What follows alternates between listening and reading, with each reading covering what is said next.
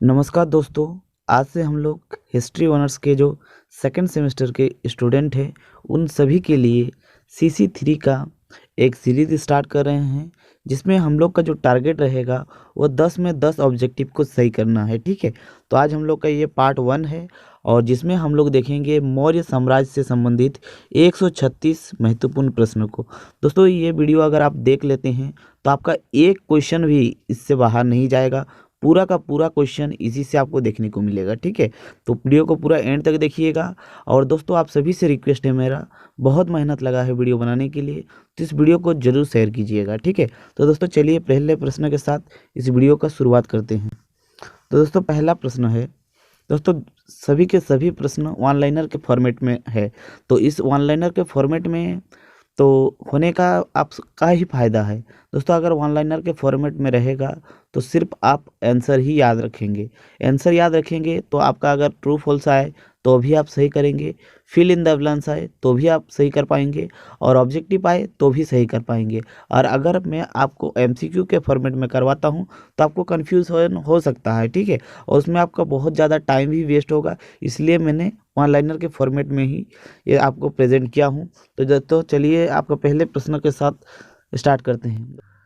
दोस्तों, आज का पहला प्रश्न है, किस शिलालेख में सम्राट अशोक ने घोषणा की है कि सभी मनुष्य मेरे बच्चे हैं? तो वो प्रथम प्रतीक शिलालेख में कहा है। याद रखिएगा, सम्राट अशोक ने कहा है कि सभी मनुष्य मेरे बच्चे हैं। तो ये आपका बहुत बहुत इंपॉर्टेंट प्रश्न है, आपको एग्जाम में देखने को मिल सकता है। दोस्तों, गलती से पहला प्रश्न का ही ये कॉपी हो गया था, तो हम लोग डायरेक्ट थर्ड क्वेश्चन पे चलेंगे, क्योंकि सेकंड क्वेश्चन पहला क्वेश्चन का ही रिपीटेशन है। ठीक है, दोस्तों नेक्स्ट जो हम लोग का थर्ड क्वेश्चन है, बराबर बराबर एक जगह है दोस्तों जो गया जिला में पड़ते हैं, की गुफाओं का उपयोग किसने आश्रय गृह के रूप में किया है? तो दोस्तों, ये जो बराबर जिला में जो गुफाओं है उसका प्रयोग किसने अपने घर की तरह किया था? तो आजीविकाओं ने। दोस्तों, ये जो आजीविकाओं हैं वो कौन है? ये एक समुदाय थे, याद रखिएगा। दोस्तों, next question super important question है, कौटिल्य जिनका नाम चाणक्य भी थे, किसका प्रधानमंत्री था? तो चंद्रगुप्त मौर्य का प्रधानमंत्री थे, याद रखिएगा। दोस्तों, नेक्स्ट क्वेश्चन है, निम्नलिखित किस शहर में अशोक के शिलालेख नहीं है? तो अशोक के शिलालेख नहीं है पाटलिपुत्र में। नेक्स्ट क्वेश्चन है आपका, निम्नलिखित में से वह व्यक्ति कौन है जिसका नाम देवन प्रियदर्शी भी था? तो वो मौर्य सम्राट अशोक का नाम देवन प्रियदर्शी थी था। ठीक है, दोस्तों नेक्स्ट आपसे क्वेश्चन पूछा जा सकता है, किस जैन ग्रंथ में चंद्रगुप्त मौर्य के जैन धर्म अपनाने का उल्लेख मिलता है? तो परिशिष्ट पर्वन में मिलता है कि जो चंद्रगुप्त मौर्य थे वो अपने जीवन के अंतिम समय में वो जैन धर्म को अपनाए थे। याद रखिएगा, इंपॉर्टेंट सवाल है दोस्तों, कोई एक सिंगल सवाल ऐसा नहीं होगा जो आपका एग्जाम में इससे बाहर आएगा। ठीक है, तो पूरा विश्वास के साथ आप लोग पढ़िए, एकदम आराम से आपको निश्चित सफलता मिलेगा। 10 में 10 का जो टारगेट है वो एकदम पूरा होगा। दोस्तों, नेक्स्ट क्वेश्चन है, किसने पाटलिपुत्र को पोलीबर्था कहा था? तो दोस्तों, ये जो पाटलिपुत्र को पोलीबर्था कहा था वो मेगस्थानीज ने कहा था। दोस्तों, ये मेगस्थानीज कौन थे? मेगस्थानीज थे सिकंदर का जो सेनापति थे, सेलुकस। सेलुकस का ये दरबार में रहते थे, दरबारी। ठीक है, उन्होंने वो चंद्रगुप्त मौर्य के दरबार में भेजा था मेगस्थानीज को। कौन? सेलुकस। ठीक है, याद रखिएगा। दोस्तों, नेक्स्ट क्वेश्चन है, किस श्रीलंकाई शासक ने अपने आप को मौर्य सम्राट अशोक के आदर्शों के अनुरूप डालने की कोशिश की थी? तो दोस्तों, याद रखिएगा, टिसस करके कोई एक शासक थे, श्रीलंकाई के शासक थे, जो जो सम्राट अशोक के आदर्शों में अपने आप को ढालने का कोशिश किया था। दोस्तों, नेक्स्ट क्वेश्चन सुपर इम्पोर्टेंट है, मौर्य साम्राज्य का स्थापना किसने की थी? तो किसने की थी? चंद्रगुप्त मौर्य ने किया था मौर्य साम्राज्य की स्थापना। दोस्तों, नेक्स्ट क्वेश्चन है, किस ग्रंथ में चंद्रगुप्त मौर्य के लिए विरसल यानी निम्न कुल शब्द का प्रयोग किया गया है? तो मुद्रा राक्षस। दोस्तों, ये यहाँ से मैं आपको एक बहुत बड़ा चीज बताने वाला हूँ, ध्यान से सुनिएगा।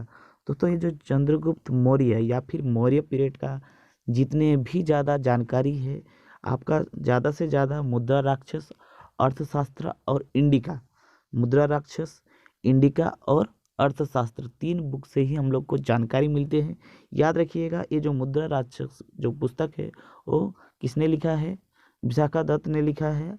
और जो इंडिका पुस्तक है वो लिखा है मेगस्थानी जी ने। और अर्थशास्त्र पुस्तक लिखा है कौटिल्य चाणक्य ने। ठीक है, याद रखिएगा, तीनों ही बुक इंपॉर्टेंट है और तीनों में से एक बुक 100% आएगा दोस्तों। मैं यहाँ पर पहले ही लिख दे रहा हूँ कि 100% तीनों में से एक बुक आएगा, मतलब आएगा। ठीक है, तो चलिए हम लोग चलते हैं नेक्स्ट क्वेश्चन में। दोस्तों नेक्स्ट क्वेश्चन है, अशोक ने अपने सभी अभिलेखों में एक रूपता से किस प्राकृति का प्रयोग किया गया था? दोस्तों यहाँ पर प्राकृतिक भाषा होगा, यहाँ पर मिस्टेक हो गया है। तो अशोक ने किस सभी अभिलेखों में किस भाषा का प्रयोग किया था? तो मगधी भाषा का प्रयोग किया था। ठीक है, नेक्स्ट क्वेश्चन है, सम्राट अशोक द्वारा कलिंग पर चढ़ाई की जानकारी के लिए कौन सा सबसे महत्वपूर्ण स्रोत है? तो दोस्तों जो सम्राट अशोक थे उन्होंने कलिंग पर विजय प्राप्त किया था, उसका जानकारी हम लोग को कैसे पता चला था?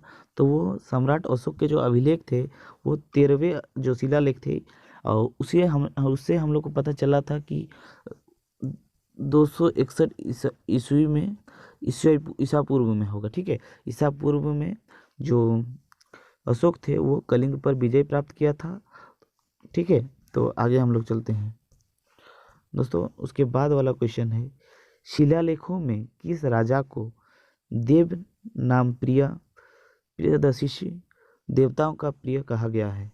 तो दोस्तों किसको देव नाम प्रियदर्शी कहा गया है, जिसका अर्थ होता है देवताओं का प्रिय? तो ये सम्राट अशोक को कहा गया है। याद रखिएगा, इंपॉर्टेंट है, याद रखिएगा। दोस्तों नेक्स्ट क्वेश्चन है, मौर्य कला में गुप्तचरों को क्या कहा जाता था? तो दोस्तों ये मूर्ति काल होगा, है ना। तो मौर्य काल में क्या कहा जाता था? तो गुड़ पुरुष कहा जाता था। ठीक है, याद रखिएगा, मौर्य काल में गुप्तचरों को क्या कहा जाता? गुड़ पुरुष। दोस्तों नेक्स्ट क्वेश्चन है, वह शासक कौन था जिसने राज सिंहासन पर बैठने के लिए अपने बड़े भाई सुसीम की हत्या कर दी थी? तो सम्राट अशोक थे वो जो अपने राजगद्दी के लिए अपने बड़े भाई सुसीम का हत्या किया था।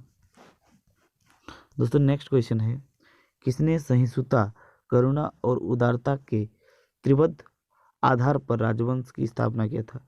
तो दोस्तों ये है सम्राट अशोक। ठीक है, तो दोस्तों जैसे जैसे बुक में कहा गया है मैंने एज इट इज़ आपको वही ऑब्जेक्टिव बना के दिया हूँ, तो इसको आपको समझना होगा और ज़्यादा से ज़्यादा बार आप कोशिश कीजिए कि वीडियो को देखें। वीडियो अगर आप देखते हैं तो आपको आगे भी याद रहेगा। ये सिर्फ ना ही आप लोग के एग्ज़ाम के लिए, ये आपके कम्पिटिटिव एग्ज़ाम के लिए भी इम्पोर्टेंट होगा। ठीक है दोस्तों, नेक्स्ट क्वेश्चन है, कलिंग विजय के उपरांत अशोक महान ने निम्नलिखित में से किस धर्म को अंगीकार कर लिया था? तो कलिंग विजय के बाद अशोक ने बौद्ध धर्म को अपना लिया था। दोस्तों हम लोग स्पीड थोड़ा करेंगे क्योंकि नहीं तो बहुत टाइम लग जाएगा, तो सिर्फ क्वेश्चन और आंसर ही हम लोग करेंगे, थोड़ा बहुत मैं आपको समझा दूंगा। दोस्तों नेक्स्ट क्वेश्चन है, मौर्य साम्राज्य की स्थापना किसने किया था? तो चंद्रगुप्त मौर्य ने। नेक्स्ट है कि वो कब किया था? मौर्य वंश का स्थापना कब हुआ था? तो 322 ईसा पूर्व में हुआ था मौर्य वंश की स्थापना। नेक्स्ट है जो कौटिल्य चाणक्य किसका प्रधानमंत्री था? तो चंद्रगुप्त का प्रधानमंत्री था। तो कौटिल्य का और क्या नाम था? तो विष्णुगुप्त था। और चाणक्य, याद रखिएगा चाणक्य। नेक्स्ट है, चंद्रगुप्त के शासन विस्तार में महत्वपूर्ण योगदान देने वाला व्यक्ति कौन था? तो दोस्तों चाणक्य ही थे, उनके गुरु और उनके प्रधानमंत्री और उनका सबसे बड़ा साथी। ठीक है, याद रखिएगा, और इनका ही ये तीनों नाम है। ठीक है, आप लोग कंफ्यूजन मत होइएगा, यही उनका ही ये तीनों नाम था। नेक्स्ट क्वेश्चन है, तो कौटिल्य चंद्रगुप्त का शासन में कौन सा पद पर था? प्रधानमंत्री के। ठीक है, तो दोस्तों next question very very important है, किसकी तुलना मैकियावेली के प्रिंस से की जाती है? तो मैकियावेली के प्रिंस भी एक पुस्तक है, तो उसका तुलना किससे किया जाता है? तो कौटिल्य का अर्थशास्त्र से। कभी कभी आपको देखने को मिल सकता है चाणक्य। ठीक है, चाणक्य का अर्थशास्त्र, तो इनका ही नाम वही सब है। ठीक है, याद रखिएगा। नेक्स्ट क्वेश्चन है दोस्तों, ये क्वेश्चन फिर से रिपीट हो गया, किस शासक ने सिंहासन पर बैठने के लिए अपने बड़े भैया का हत्या किया था? तो सम्राट अशोक ने। दोस्तों नेक्स्ट क्वेश्चन है, सम्राट अशोक की सर्वाधिक प्रभावित करने वाली पत्नी का नाम क्या है?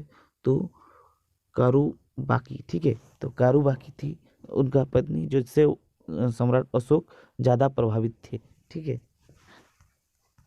नेक्स्ट क्वेश्चन इंपॉर्टेंट है, याद रखिएगा। तो अशोक ने ज़्यादातर जो अभिलेख थे वो किस प्राकृतिक भाषा में लिखा था? मगधी भाषा में। दोस्तों नेक्स्ट क्वेश्चन है, बिंदुसार ने विद्रोहियों को कुचलने के लिए सम्राट अशोक को कहाँ भेजा था? तो तक्षशिला भेजा था, याद रखिएगा, इंपॉर्टेंट है। नेक्स्ट क्वेश्चन है, सम्राट अशोक ने किस युद्ध में नरसंहार के पश्चात बौद्ध धर्म को अपना लिया था? तो कलिंग के युद्ध के बाद, तो जो 261 ईसा पूर्व में हुआ था। ठीक है, डेट आपके लिए इंपॉर्टेंट होगा। Next question very very important है, प्राचीन भारत का हुआ शासक जिसने अपने अंतिम दिनों में जैन धर्म को अपना लिया था, तो कौन थे? चंद्रगुप्त मौर्य। ठीक है, इंपॉर्टेंट है, याद रखिएगा। दोस्तों नेक्स्ट क्वेश्चन है, प्राचीन जो मौर्य साम्राज्य में प्रचलित मुद्रा का क्या नाम था? तो पर्ण नाम था, पर्ण। ठीक है, नेक्स्ट क्वेश्चन है, सम्राट अशोक का उत्तराधिकारी कौन था? तो कुणाल था सम्राट अशोक का उत्तराधिकारी। नेक्स्ट क्वेश्चन है, अर्थशास्त्र का लेखक किसके समकालीन थे? तो चंद्रगुप्त मौर्य के समकालीन थे, क्योंकि वो जो अर्थशास्त्र पुस्तक है वो चाणक्य ने लिखा था। ठीक है, जो मौर्य के प्रधानमंत्री थे। नेक्स्ट है, मौर्य काल में शिक्षा का केंद्र बिंदु कौन था? तक्षशिला। नेक्स्ट है, मेगस्थानिज किसका राजदूत था? तो यूनानी शासक सेलुकस का। ठीक है, next question very very important है, याद रखिएगा। मेगस्थानिज जब भारत आया तब मौर्य साम्राज्य का शासक कौन था? तो चंद्रगुप्त मौर्य थे, और इनके ही दरबार पे आए थे मेगस्थानिज, और वो यूनान से आए थे, याद रखिएगा। नेक्स्ट क्वेश्चन है, यूनानी शासक सेलुकस ने राजदूत के रूप में किसे चंद्रगुप्त के दरबार भेजा था? तो मेगस्थानिज ने। दोस्तों लैंग्वेज अलग अलग होगा, क्वेश्चन का मतलब वही है। ठीक है, दोस्तों नेक्स्ट प्रश्न है, चंद्रगुप्त मौर्य ने सेलुकस को कब पराजित किया था? दोस्तों डेट इंपॉर्टेंट है, याद रखिएगा, 305 ईसा पूर्व में। ठीक है, नेक्स्ट क्वेश्चन है, मेगस्थानिज द्वारा लिखित पुस्तक का नाम? तो दोस्तों मेगस्थानिज ने पुस्तक लिखा था इंडिका, याद रखिएगा, वेरी वेरी इंपॉर्टेंट है आपके एग्जाम के दृष्टिकोण से। नेक्स्ट क्वेश्चन है, किस ग्रंथ में चंद्रगुप्त मौर्य के विशिष्ट रूप का वर्णन हुआ है? तो विशाखा दत्त के ग्रंथ से। और दोस्तों ये जो विशाखा दत्त है इसका पुस्तक है मुद्रा राक्षस। ठीक है, याद रखिएगा, तो यही है मुद्रा राक्षस, किसका कौन है? विशाखा दत्त। नेक्स्ट क्वेश्चन है, किस स्रोत में पाटलिपुत्र के प्रशासन का उल्लेख मिलता है? तो किस स्रोत से हम लोग को पाटलिपुत्र का जो प्रशासन व्यवस्था का उल्लेख मिलता है? इंडिका से। ठीक है, नेक्स्ट क्वेश्चन है, अशोक के शिलालेखों में किस भाषा का प्रयोग किया गया है? प्राकृतिक भाषा में मगधी का। ठीक है, याद रखिएगा।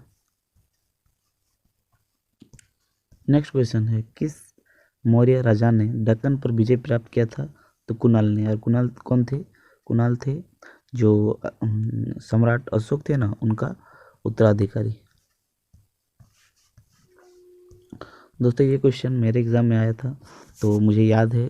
क्वेश्चन था, मेगस्थानिज ने अपनी पुस्तक में समाज को कितने भागों में बांटा था? तो 5 भागों में बांटा था, याद रखिएगा। नेक्स्ट क्वेश्चन है, कौटिल्य का अर्थशास्त्र किससे संबंधित है? तो राजनीतिक शास्त्र से। ठीक है, राजनीतिक नीतियों से, या फिर कह सकते हैं कि राजनीतिक शास्त्र से। ठीक है, देखने में आपको लग सकता है कि अर्थशास्त्र है तो इकोनॉमिक्स से संबंधित होगा, लेकिन वो वास्तव में राजनीति से संबंधित था। नेक्स्ट क्वेश्चन है, किस मौर्य शासक ने पाटलिपुत्र को अपना राजधानी बनाया था? तो चंद्रगुप्त मौर्य ने। नेक्स्ट क्वेश्चन है, पाटलिपुत्र में चंद्रगुप्त मौर्य का महल किस वस्तु से बना था? तो लकड़ी से। दोस्तों नेक्स्ट क्वेश्चन है, किस अभिलेख से यह सिद्ध होता है कि चंद्रगुप्त मौर्य का साम्राज्य पश्चिम भारत तक फैला हुआ था? तो रुद्रदमन का जो जूनागढ़ अभिलेख है उससे हम लोग को पता चलता है कि चंद्रगुप्त मौर्य का जो साम्राज्य था वो पश्चिम भारत तक फैला हुआ था। दोस्तों नेक्स्ट क्वेश्चन है, सर्वप्रथम भारतीय साम्राज्य किसने स्थापित किया था? तो चंद्रगुप्त मौर्य ने स्थापित किया था। फिर आप लोग कहेंगे क्या सर चंद्रगुप्त से पहले क्या कोई समाज नहीं था? तो समाज तो था, लेकिन वो संगठित समाज नहीं था। यानी आप जैसे झारखंड में रहते हैं तो झारखंड एक अलग प्रदेश उस टाइम हुआ करता था, बिहार एक टाइम अलग होता था, उसी टाइम अलग अलग राजा अलग अलग जगह पर शासन करते थे। लेकिन चंद्रगुप्त जब मौर्य वंश का स्थापना किया था तो सभी छोटे छोटे प्रदेश को मिलाकर एक पूरा भारत बनाया था। ठीक है, तो यही आपको याद रखना है। सर्वप्रथम भारतीय साम्राज्य की स्थापना किसने किया था? तो चंद्रगुप्त मौर्य ने। दोस्तों नेक्स्ट क्वेश्चन है, किस स्तंभ में सम्राट अशोक ने स्वयं को मगध का राजा बताया था? तो भाब्रू स्तंभ में जो सम्राट अशोक थे उन्होंने अपने आप को मगध का राजा बताया था। ठीक है, नेक्स्ट प्रश्न है आपसे, उत्तराखंड में अशोक का शिलालेख कहाँ स्थित है? तो कालसी में है, उत्तराखंड के कालसी में स्थित है अशोक का शिलालेख। दोस्तों next question very very important है, क्वेश्चन है अशोक के शिलालेखों को पढ़ने वाला प्रथम अंग्रेज कौन था? तो जेम्स प्रिंस सब थे पहले अंग्रेज जो अशोक के शिलालेखों को पढ़े थे। दोस्तों next question very very important है, कलिंग युद्ध विजय और क्षेत्रियों का वर्णन किस शिलालेख से मिलता है? तो 13वें शिलालेख से मिलता है कलिंग का विजय का विवरण। दोस्तों नेक्स्ट क्वेश्चन है, मौर्य साम्राज्य का कौन सा शासक सीधे जनता के संपर्क में रहते थे? तो सम्राट अशोक वैसे व्यक्ति सम्राट थे जो जनता से सीधे वार्तालाप करते थे। ठीक है, जनता दरबार लगाते थे इसका मतलब। नेक्स्ट प्रश्न है, किस ग्रंथ में चंद्रगुप्त मौर्य के लिए विशेष शब्द का प्रयोग किया गया है? मुद्रा राक्षस में, और इसका लेखक कौन था? विशाखादत्त। ठीक है, किस राज्य देश में अशोक के व्यक्तिगत नाम का उल्लेख मिलता है? तो मास्की अध्यादेश में। ठीक है, नेक्स्ट है, श्रीनगर की स्थापना किस मौर्य शासक ने किया था? तो सम्राट अशोक ने। दोस्तों ये क्वेश्चन इंपॉर्टेंट है, याद रखिएगा। नेक्स्ट क्वेश्चन है, किस ग्रंथ में शूद्रों के लिए आर्य शब्द का प्रयोग किया गया है? तो अर्थशास्त्र में जो शूद्र थे उसके लिए आर्य शब्द का प्रयोग किया गया था। नेक्स्ट क्वेश्चन, मेगस्थानीज ने पोलीवृथा किसके लिए प्रयोग किया था? तो पाटलिपुत्र के लिए। दोस्तों नेक्स्ट प्रश्न वेरी वेरी इंपॉर्टेंट है। दोस्तों प्रश्न है, मौर्य काल में सड़क निर्माण अधिकारी को किस नाम से संबोधित किया गया है? तो एग्रोनॉमाई नाम से संबोधित किया गया है। ठीक है, एग्रोनोमाई। ठीक है, एग्रोनोमाई। नेक्स्ट प्रश्न वेरी वेरी इंपॉर्टेंट है, क्वेश्चन है अशोक के बारे में जानकारी देने वाले प्रत्यक्ष प्रमाण क्या है? तो अशोक के जो शिलालेख थे वही उसके प्रत्यक्ष प्रमाण है। नेक्स्ट प्रश्न वेरी वेरी इंपॉर्टेंट है, प्रश्न है भारतीय लिखने की कला नहीं जानते हैं, ये किसने कहा था? तो ये मेगस्थानी जी ने कहा था कि भारतीय जो लोग हैं वो इतिहास में रुचि नहीं रखते थे और ना ही उन्हें उनका लिखन कला से कोई दिलचस्पी था। ठीक है दोस्तों, नेक्स्ट क्वेश्चन है, राजा बिंदुसार की मृत्यु के समय सम्राट अशोक किस प्रांत के गवर्नर थे? तो उज्जैन के गवर्नर थे बिंदुसार के मृत्यु के समय अशोक। नेक्स्ट प्रश्न है, किस मौर्य शासक ने बौद्ध धर्म की प्रचार प्रसार हेतु अपने पुत्रों पुत्री को श्रीलंका भेजा था? तो सम्राट अशोक ने। नेक्स्ट प्रश्न वेरी वेरी इंपॉर्टेंट है, प्रश्न है कौटिल्य द्वारा लिखित अर्थशास्त्र कितने भागों में विभाजित है? तो 15 भागों में, और जो मेगस्थानीज थे वो 5 भागों में भारतीय समाज को बांटा था, याद रखिएगा। दोस्तों नेक्स्ट प्रश्न है, अशोक का अभिलेख भारत के अलावा और कहाँ पाया जाता है? तो अफगानिस्तान में भी पाया गया है अशोक का अभिलेख व शिलालेख। दोस्तों नेक्स्ट प्रश्न है, किस स्थान में से सम्राट अशोक के शिलालेखों के लिए पत्थर लाए गए थे? तो चुनार से लाया गया था सम्राट जो अशोक के शिलालेख। ठीक है, नेक्स्ट प्रश्न है, किस महीने से मौर्यों का राजकोष वर्ष आरंभ होते थे? तो आषाढ़ मास से जो मौर्य का जो आर्थिक लेखा जोखा यानी आप कह सकते हैं बजट। ठीक है, तो बजट कौन सा महीना से शुरू होता था? तो वो आषाढ़ मास से शुरू होता था। नेक्स्ट प्रश्न है, परिशिष्ट पर्व नामक ग्रंथ में किस मौर्य शासक के जैन धर्म अपनाने का उल्लेख मिलता है?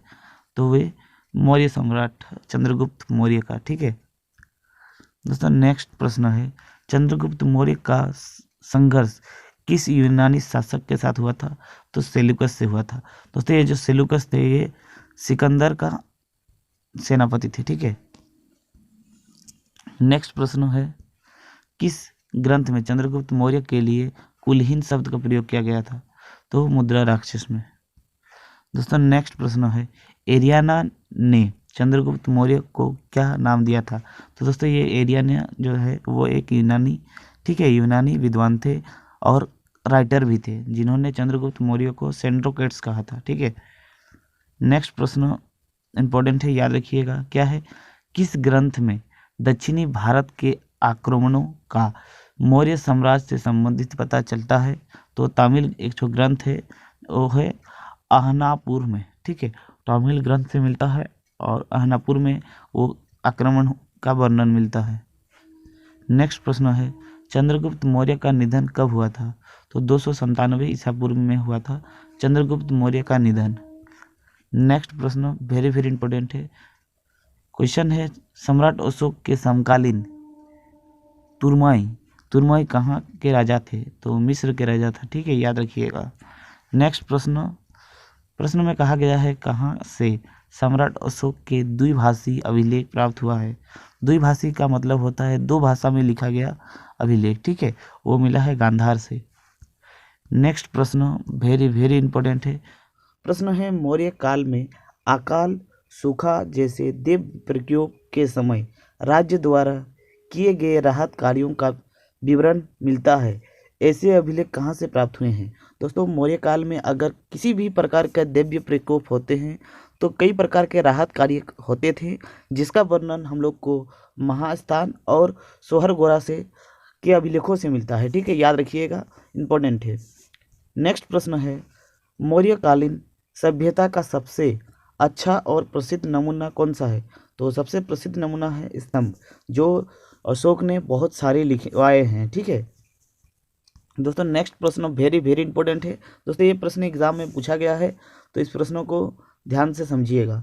प्रश्न है मौर्य काल में सीता से क्या अभिप्राय है? तो दोस्तों सीता का मतलब होता है राजकीय भूमि से प्राप्त आय, यानी राज्य का जो भूमि है वो किसी को अगर खेती करने के लिए दिया जाता है और उसके बदले में जो प्राप्त होता है आय उसको कहा जाता है सीता। ठीक है, नेक्स्ट प्रश्न है वृष्टि मौर्यकालीन का क्या अर्थ है? तो दोस्तों वृष्टि का मतलब होता है बेगारी। ठीक है, बेगारी होता है वृष्टि का मतलब। नेक्स्ट प्रश्न है सम्राट अशोक के काल में कौन सी लिपि दक्षिण भारत में परिवर्तित होगी? तो दोस्तों जो सम्राट अशोक के काल में जो ब्रह्म लिपि था वो दक्षिण भारत की लिपि में परिवर्तित होगी। नेक्स्ट प्रश्न वेरी वेरी इंपॉर्टेंट है, सुपर इंपॉर्टेंट। दोस्तों प्रश्न है सम्राट अशोक ने किससे बुद्ध धर्म की दीक्षा ली थी? तो इसका राइट आंसर होगा उपगुप्त। ठीक है, याद रखिएगा, उपगुप्त इसका राइट आंसर। नेक्स्ट प्रश्न वेरी वेरी इंपॉर्टेंट है, प्रश्न है सम्राट अशोक ने किस से प्रभावित होकर बौद्ध धर्म की दीक्षा ली है? तो दोस्तों प्रभावित हुआ था निग्रोध से, लेकिन लिया था उपगुप्त से। दोनों के दोनों अलग प्रश्न है और दोनों का मतलब अलग अलग है। ठीक है, प्रभावित हुआ था निग्रोध से लेकिन लिया था दीक्षा किससे? उपगुप्त से। दोस्तों चलते हैं हम लोग नेक्स्ट प्रश्न, और नेक्स्ट प्रश्न को देखते हैं। प्रश्न है सम्राट अशोक ने अपने विजय अभिषेक के बाद निग्रोध से प्रभावित होकर कितने वर्ष बाद बौद्ध धर्म की दीक्षा ली थी? तो अपने कार्यकाल का चौथा वर्ष में। ठीक है, जो मतलब राजा बने उसके चौथे साल में वो बौद्ध धर्म का शिक्षा ली थी 261 ईसा पूर्व में। ठीक है, याद रखिएगा, ये भी साल इंपॉर्टेंट है।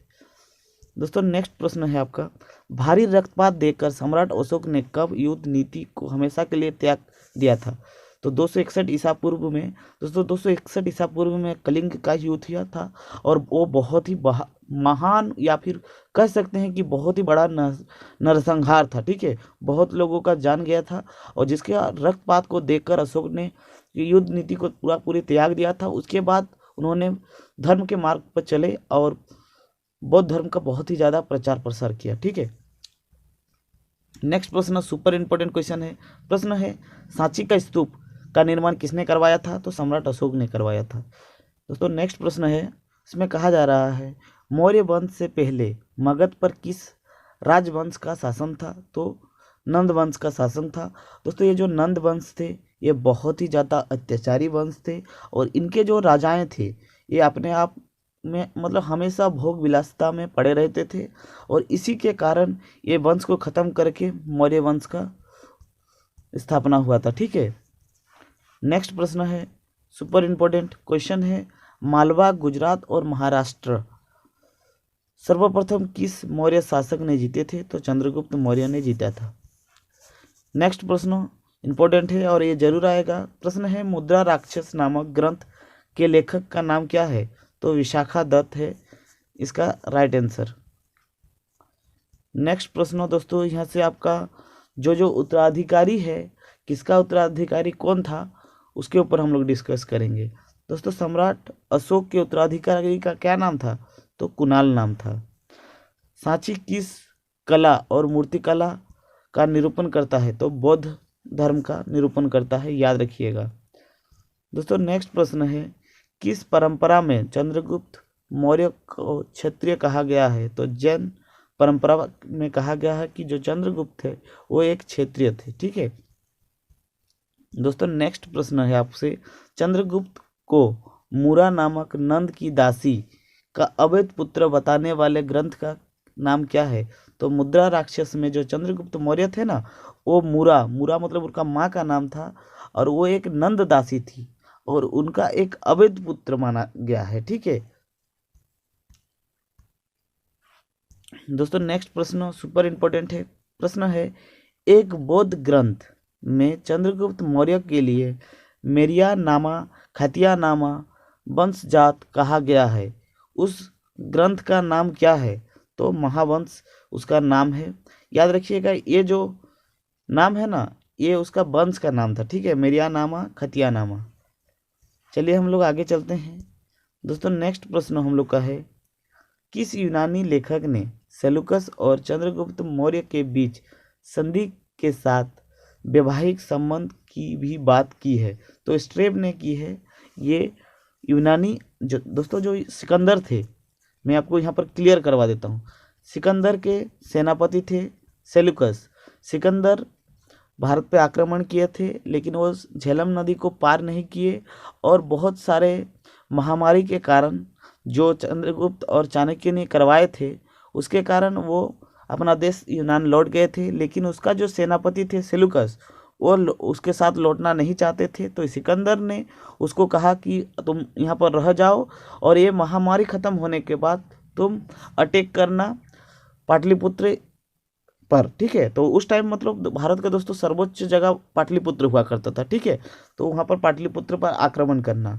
तो ये जो उसके बाद ये जो सेलुकस थे वो चंद्रगुप्त पर आक्रमण किया था लेकिन उनको हरा नहीं पाए। उसके बाद दोनों में एक संधि हुआ और ये वैवाहिक संधि हुआ। ठीक है, तो इसका जो संपूर्ण जानकारी मिलता है हम लोग को वो स्ट्रेब ने दिया था। ठीक है दोस्तों, नेक्स्ट प्रश्न है, एरिकन्स और डाइमेकस। एरियन दोस्तों ये सब थोड़ा वर्ड में थोड़ा प्रोनाउंसिएशन में थोड़ा गलती लग सकता है। तो एरिकन्स और डाइमेकस का राजदूत बनकर किसको दरबार में भेजा गया था? तो बिंदुसार के दरबार में भेजा गया था एरिकन्स और डाइमेकस को। ठीक है, तो ये वाला आपको थोड़ा बहुत पढ़ लेना है। ये नाम थोड़ा यूनानी नाम है ना, तो दिक्कत होता है सबको। दोस्तों नेक्स्ट प्रश्न है, उस मौर्य शासक का नाम बताइए जिसने यूनानी मित्र सम्राट से मीठी मदिरा, अंजीर और एक दार्शनिक भेजने का आग्रह किया था। तो दोस्तों जो मौर्य शासक थे वो उसमें बिंदुसार। ठीक है, उन्होंने यूनानी शासक जो उसके मित्र भी बने उनसे आग्रह किया था कि उनको मीठी मदिरा, अंजीर और एक दार्शनिक भेजा जाए भारत के लिए। ठीक है, नेक्स्ट प्रश्न है, विशाखा दत्त का ग्रंथ मुद्रा राक्षस किस भाषा में लिखी गई थी? तो संस्कृत भाषा में लिखा गया था। ठीक है, याद रखिएगा। दोस्तों नेक्स्ट प्रश्न है, मौर्य शासकों के बारे में जानकारी देने वाला प्रथम संस्कृत में लिखित अभिलेख कहाँ से प्राप्त हुआ है? तो ये गिरनार से हुआ है, याद रखिएगा। अरे गिरनार कहाँ है? गुजरात में। ठीक है, नेक्स्ट प्रश्न वेरी इंपॉर्टेंट है दोस्तों। प्रश्न है, अशोकावदन माला नामक ग्रंथ में और सम्राट अशोक की माँ का नाम क्या लिखा गया है? तो सुभद्रागी लिखा गया है। ये ग्रंथ का नाम है, ठीक है, ये ग्रंथ का नाम है और इस ग्रंथ में अशोक का माँ का नाम सुभद्रागी लिखा गया है, याद रखिएगा। दोस्तों नेक्स्ट प्रश्न है, तीसरी बौद्ध संगीति का अध्यक्ष करने वाला कौन था? तो दोस्तों ये था मोगलीपुत्र तीसी, ठीक है, मोगलीपुत्र तीस था तीसरी बौद्ध संगीति का अध्यक्ष करने वाला, ठीक है। भारतीय इतिहास में पहली बार लोगों को की जन्म और मृत्यु का पंजीयन के शासनकाल में किया गया था। तो दोस्तों इसका मतलब क्या है, जो किस टाइम पे सबसे पहली बार जन्म और मृत्यु का भी पंजीयन हुआ था? तो मौर्य काल में, याद रखिएगा। नेक्स्ट प्रश्न है कि विश्व की नगरों की रानी किस मौर्यकालीन शहर को कहा गया है? तो पाटलिपुत्र को कहा गया है। दोस्तों ये सवाल आपका एग्जाम में जरूर देखने को मिलेगा। क्वेश्चन है कि कलिंग का युद्ध किस वर्ष में लड़ा गया था? तो 261 ईसा पूर्व में। नेक्स्ट प्रश्न है, मौर्यकाल का सबसे अच्छा नमूना कौन है? तो सारनाथ का मूर्ति शिल्प और स्थापित कला। नेक्स्ट प्रश्न है, मौर्यकाल में सैनिकों के उच्च अधिकारी को क्या कहा जाता है? तो अनंत पाल कहा जाता था, जो मौर्यकाल में सैनिकों का उच्च अधिकारी को। दोस्तों नेक्स्ट प्रश्न है, चंद्रगुप्त मौर्य के शासनकाल में पुलिस को क्या कहा जाता था? तो रक्षक कहा जाता था, ठीक है, याद रखिएगा। दोस्तों ये वाला वीडियो अगर आपको अच्छा लग रहा है तो प्लीज़ वीडियो को लाइक कीजिएगा और अपने दोस्तों के साथ जरूर शेयर कीजिएगा और हम लोग का चैनल को जरूर सब्सक्राइब कर लीजिए। चैनल है तैयारी सक्सेस की, ठीक है। दोस्तों नेक्स्ट प्रश्न है, भारत में मौर्यों का साम्राज्य कब से कब तक रहा था? तो 322 ईसा पूर्व से लेकर 150वीं ईसा पूर्व तक, ठीक है। दोस्तों ये पहले के टाइम में जो डेट होता था वो उल्टा चलता था, ठीक है, बैक में, यानी 100 से 99, 98 ऐसे करके 1 तक, फिर डेट 100 से या फिर 1000 से ऐसे करके स्टार्ट होता था, ठीक है। चलिए हम लोग देखते हैं नेक्स्ट सवाल। नेक्स्ट सवाल है, भारत में मौर्यकाल कितने वर्षों तक रहा था? तो 137 वर्ष तक मौर्यों ने भारत में अपना शासन स्थापित किया था, ठीक है। नेक्स्ट है, मौर्य के राजनीतिक इतिहास का मुख्य स्रोत क्या थे? तो वो है शिलालेख।